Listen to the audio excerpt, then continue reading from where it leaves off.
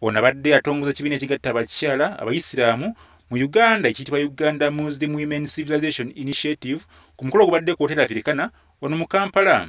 Omubaka wa Amerika atula mu Uganda Patricia Mahone wano wategeereza nti ebikolwa ebikolebwa ku bakyala mu Uganda ne Africa okutwaliza wamu bye bimu ku bireesewo okuzingama kw'enkulaakulana mu ggwanga lino. Ono ategeereza ng'omuwendo gw'abakyala abalemeddwa okukola olw'okutulugunyizibwa okususse bwe gulinnye nnyo nga kati ky'ekiseera gavumenti okubirwanyisa. No, not okay. We have to change that. And we can't change it tomorrow. Can't change it next year when my daughter grows up, blah, blah, blah. Change it now. Make it be the change. Make that change happen now. That is intolerable. That is unacceptable. That is inhuman. That's violence against half the world, 1 in 3. Abakyala basinzidde ono bategeeza nga ekibiina kino kyatandiseewo bwe kigenda okubayambako okubatuusa ku birubirwa byabwe nga bakulembeza ekyokulwanyisa obutamanya n'obutabanguko mu maka ne mu bitundu gye babeera.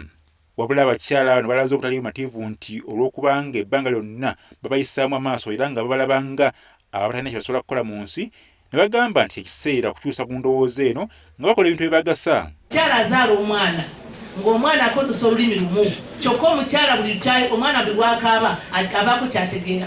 Omwana bw'akaaba nga nti eyo njala, nga naye ng'akaaba nga nti mulwadde, nga naye ng'akaaba nti ayagala kwebaka, nga naye ng'akaaba nti ayagala kunaaba. Kati omuntu alina entegeera efaanana bw'ekyo tera kyatasobola kukola.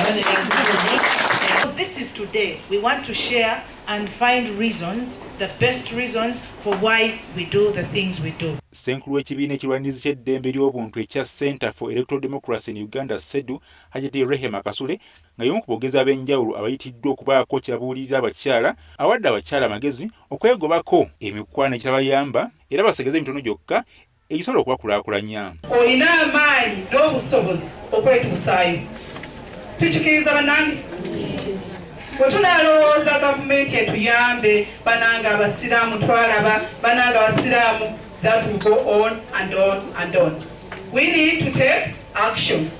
Wabula Ambassador Mahoni asabye atandisi b'ekibiina kino obula kikozesa kutuukiza biruubirirwa byabwe ng'abantu wabula bakikozese okulaakulanya abakyala bonna mu ggwanga.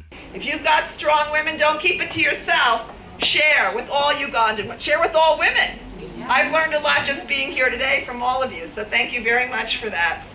Please build that bridge between communities and faiths.